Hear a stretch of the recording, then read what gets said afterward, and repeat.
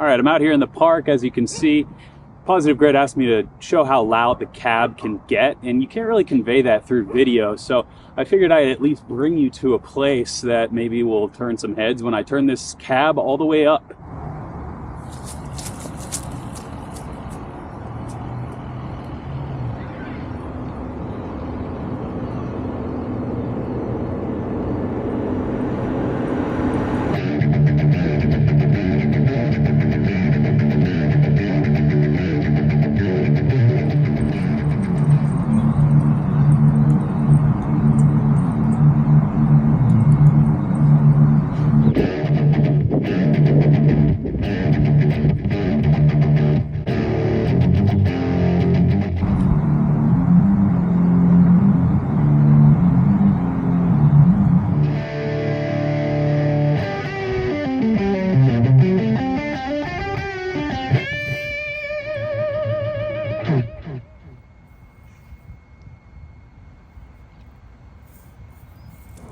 All right, so now you know it's loud. Let's see what else it can do.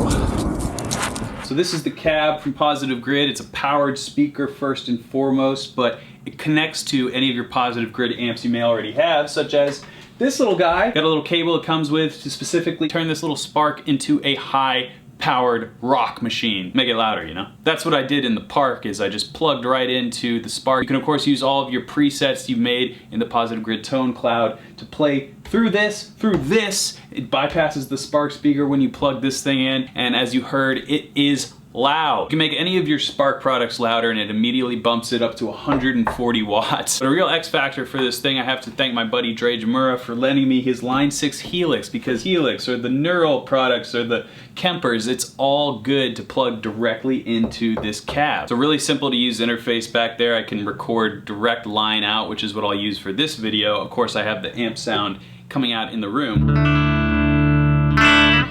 but we can use direct line signals to capture our audio perfectly, no matter what you're running through here. So I have all my different tones, well I should say Dre's tones. We're gonna find some good ones to demonstrate our drop D riffs that I learned guitar off of.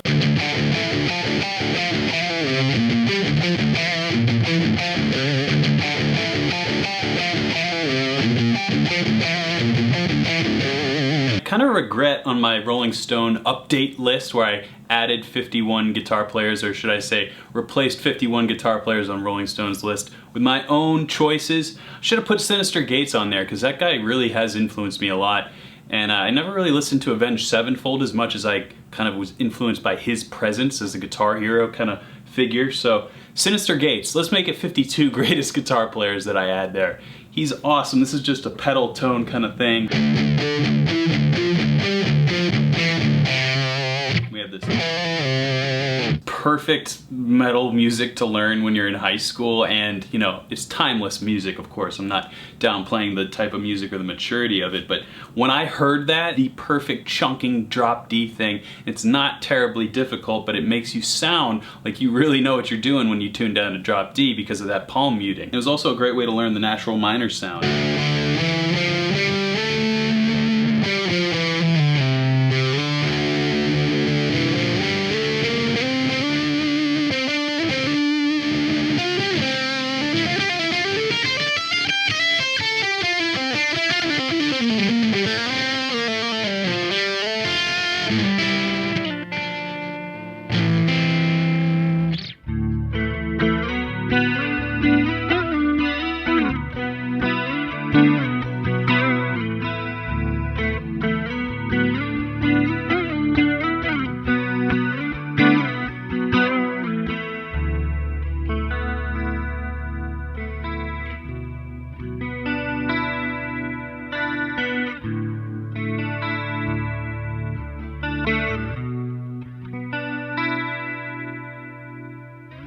Mike Einziger, one of my favorites. This drop D riff is really dependent on the drop D droning out, and that'll kind of be a theme in this video, but this in particular with the clean sound, it really works well if you have some modulation, maybe some reverb on there. Luscious sound for this chord. You can move this little two-finger shape all around with these ringing chords, ringing open strings I should say, in the drop D sound, and it just creates this serene sound.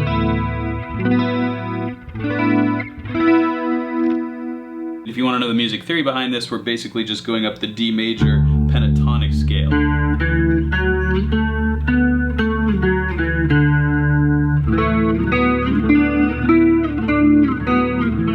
And harmonizing that with the fourth underneath.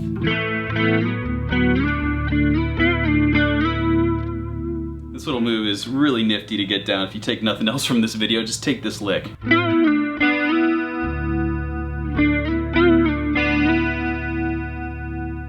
Because a normal guitar player maybe go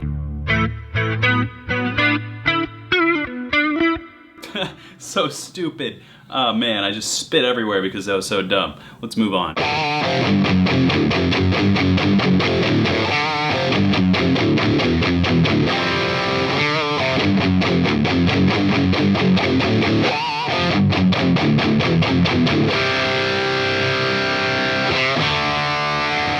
This riff is all about the attitude and the pocket, because on paper the notes themselves aren't that difficult. We just have this D minor pentatonic shape. And we just kind of roll around here using a little chromaticism.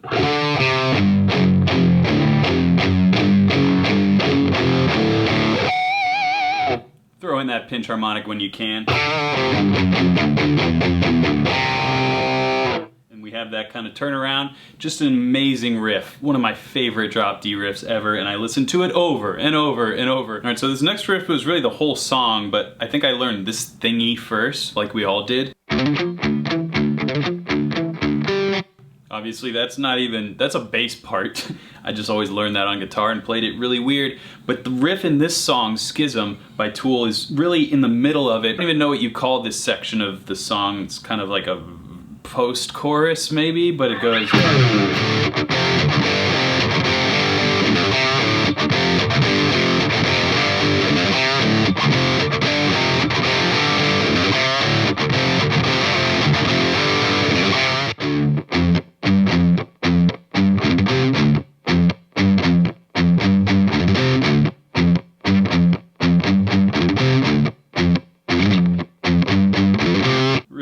very Tool-ish riff. Simple, again, that's the theme I think underneath a lot of these, is the simplicity. It's really more about the rhythm and the attitude.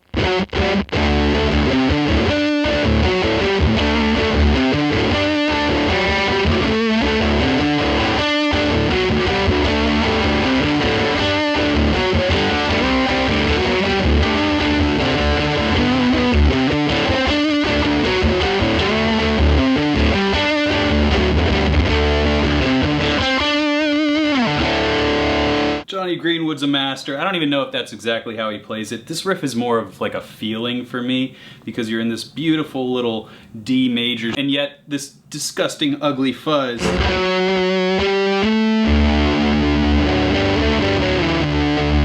Come to think of it, this is a lot like that Avenged Sevenfold riff, except we're getting a different tonality here. Instead of minor, we're getting this major, actually Mixolydian sound.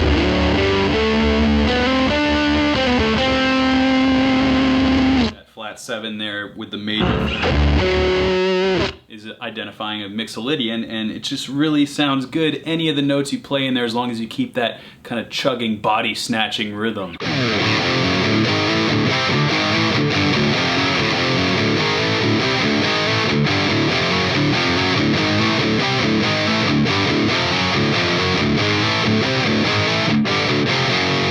Man, that's fun. I remember when I learned that in high school, it was like, oh, you have ascended. Now you can play anything. This riff is just really monotonous, but just never gets old when you play it. And the cool little rhythmic thing, it can be a tongue twister for your fingers. Drops a note.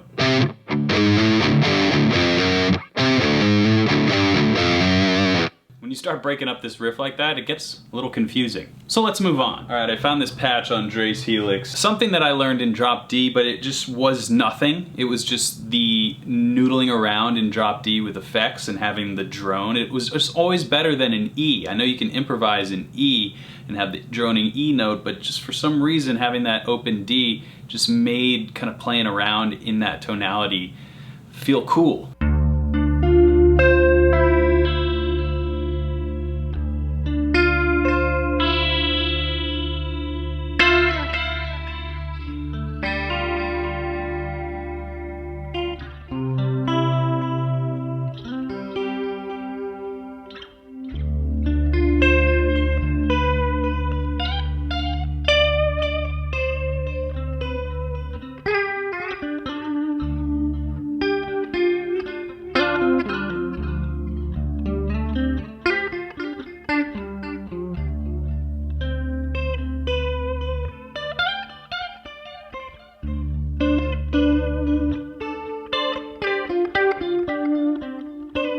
So of course the cab will also charge any Spark products with a USB-C cable, and we also have Bluetooth capability, contour switches on here if you're really getting into the tone of this thing. It sounds great in the room, it sounds great in the park, it sounds great direct line. It's just an awesome product yet again for the Positive Grid people. I'd like to thank them for sponsoring today's video, and I hope you enjoyed these drop D riffs that taught me guitar. What are some drop D riffs that taught you guitar?